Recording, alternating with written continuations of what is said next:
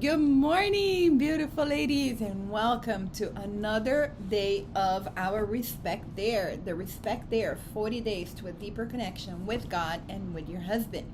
I apologize because I'm not at home and I'm in my hotel room and the window is behind me. In my bedroom, the window is in front of me, so you can see my face a little better, but that's what we got for today. For the next couple days actually. So today we are on day 21 and it says RESPECT, respect. I don't know if you ever heard this, but you know that song that goes RESPECT? It came out, it was sang by a woman, and it came out in a time of like a woman movement, something like that. But it was actually written by a man to his wife. I don't know if you knew that. I just thought that was interesting fact for me to share. So anyways, nothing to do with our dare today. And it starts with Ephesians 5:33. And it says, and the wife must respect her husband. And on this dare, it talks about this woman that she is having a little gathering at the house for her girlfriends, and the husband shows up and he starts talking to them, and he's actually being nice and pleasant, it sounds like, and he says that he cooked dinner that night, right? And the wife goes like, she rolls her eyes and she goes, I don't want you all to think he's like this all the time. She said it jokingly. He's really not that helpful. And on any given night, I'm the one that's doing all the work. So the husband didn't say anything, but she could see like his face changing. And very shortly after that comment, he just left, So the wife, one of the girlfriends that were there, she went back home and she told her husband, and she told everything that happened, and she's like, what do you think? And he said, well, she embarrassed him in front of others, and he had to stand there and take it like a man, meaning not reply, not defend himself, not do anything, right? Just take it, right? Otherwise he's a wimp. And if this were reversed, and if he was the one who had said those things, or anything like negative like that in front of his friends, she would have had a fit, and Sharon, which is the wife that's relating to the other, goes like, wow, I had no idea, meaning she didn't even realize how disrespectful that was, because her husband said, like, do you really think this guy is gonna want to cook for her again or do anything for her again, or you know what I mean? And isn't that true? Like, we can so quickly turn them off with our words and how we speak about them or to them, right? Especially in front of other people.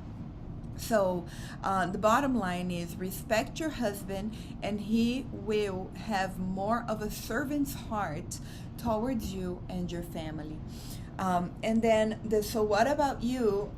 It took me a little while to come here and talk to you girls this morning because my husband was serving at an event at home, and I was waiting for him to call me back so I could ask him all these questions, and I could share with you, because I didn't want to come and share without having his answers. So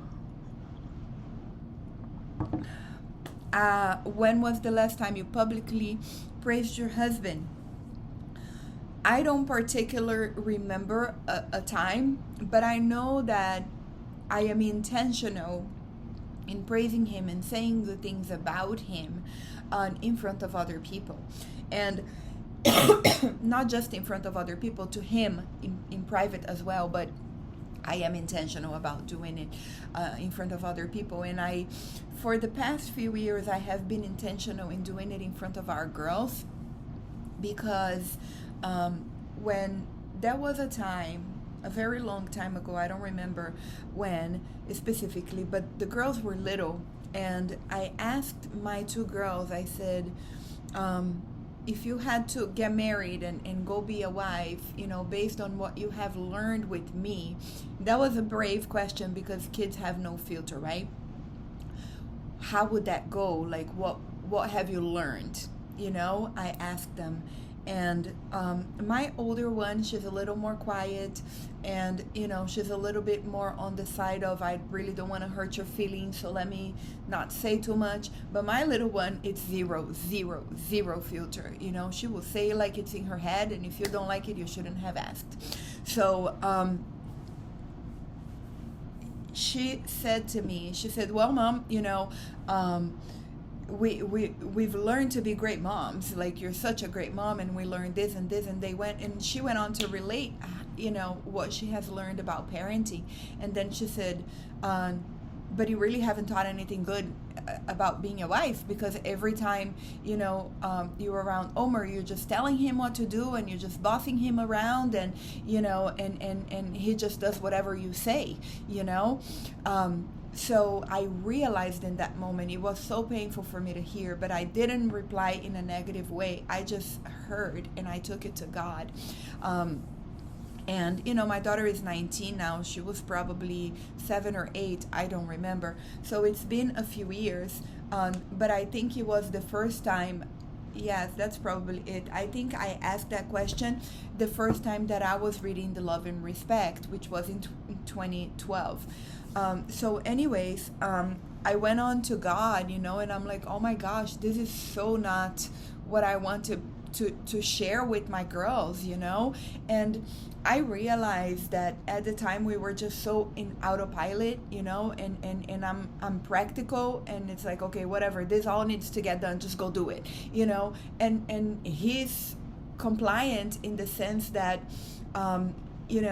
he is not one to talk back. He's not one to confrontate, to raise up confrontations and things like that, right? We both have grown a lot and learned a lot since then. And that is no longer the relationship that we have, but that is what my daughter told me that day, right? And from that day on, I became very intentional, because God spoke to me and he said, that's exactly what you're doing, and this is exactly what they're learning, and I became very intentional in saying nice things of my husband and to my husband in front of the kids, and I became very intentional in not telling him what to do, even if it needs to be done. I would either tell him in private, or I would just tell him, this and this and this need to be done, how do you think you can help me, how do you think we can do this together? Or like, I was very intentional. I became very intentional in the way that I speak to him altogether, but mostly in front of the girls, because I didn't want them to learn that the woman is just bossing everybody around and the man has to follow. And I don't even know what they've learned from that and how it marked them, but I was intentional to change it going forward, right? I couldn't go back and fix it, but I was intentional in changing going forward. So anyways, with that being said, going back to our dare of today, he said to me when I asked him, ask your husband if he can remember a particular, time where you publicly praised him and how it made him feel. So he couldn't remember a particular instance either, but he said, you are always praising me in front of other people. And he said, but what's most special to me is how you are always praising me in front of the girls. So out of everybody, guys, what most marks him is when I do it in front of our kids, and he went on telling me how that makes him feel, how it makes him feel so respected, it makes him feel so valued, it makes him feel significant, it makes him feel like the man of the house, because I'm saying all of these nice things to him and about him in front of the kids. And that's, and in his words, is that's how I'm making them look at him, you know. And it's been years that I've been doing this, but this is the first time that that he expresses, and maybe because he's in a growth journey as well, right? We all are. And he's really learning to express his feelings and express his emotions and express, you know, put into words what is important to him. And this was the very first time that he went on for so long in telling me how it makes him feel and how important it is to him that I do this, you know. And it was impactful to me because I began doing it, if I'm being very honest, not for him, but for my kids, you know. But it marked him so beautifully, you know. So I thought that was a great exercise, and I'm glad I did it before I come share with you all. And then what did you learn from this question? Exactly what I just shared, you know. Like I didn't realize how important that had been for him, you know. And I remember the times when I used to criticize him in publicly, you know, and especially, like I said, in front of the girls, you know. And when I asked him ask him if he remembers when you publicly criticized him, you know what he told me? He said, I don't know that you've ever done that. I don't think you've ever criticized me in front of other people. So that when he said that, I didn't say anything, and we weren't face to face, so it's easier to hide my face because we're just on the phone, right? But when he said that, I'm like, wow, he doesn't remember, you know. He doesn't remember all the times that I criticized him in front of people. He doesn't remember all the times that I humiliated him, really, you know, in front of people, and spoke to him in ways that I should never have spoken to anybody, never mind my husband, right? And yes, it's been a long time. And yes, we've grown a lot from that, you know. It's been at least 10 years, you know, 12 years. But my point is that he doesn't remember, he forgot, you know, because all the good that I have been intentional in doing for these years has erased the bad that I've done in the past, you know. And how beautiful is that? How God is that, you know, that he erases from our memories the things that brought hurt to us when we are intentional in doing the things that are according to his will and according to his word, and when we are intentional in being obedient, you know. So I'm sorry I'm getting emotional, but I wanted to share that with you because it's so beautiful, you know, that when we do what we are supposed to do, you know, not because we are supposed to do, but out of love, in being obedient to Christ, you know, out of love, because we love God so much, we do the things that he has asked us to do, you know, and we are intentional about that. It erases from our memory and from our husband's memory and even from our kids' memories, you know, the things that we did that weren't good, you know. So this brings me so much hope, you know, and that's what I've learned from all of this, and I really wanted to share. It brings me so much hope because I'm sure that let me rephrase that. If you are anyway like me, you know, very imperfect and very full of flaws, you've made plenty of mistakes, right? But those mistakes don't define us, and it doesn't dictate who we are in the eyes of God, and it doesn't even dictate who we are in the eyes of our husbands, you know? So I encourage you to continue doing the right thing, you know, even if nobody's noticing, because I didn't think anybody was noticing, you know, for all these years, really.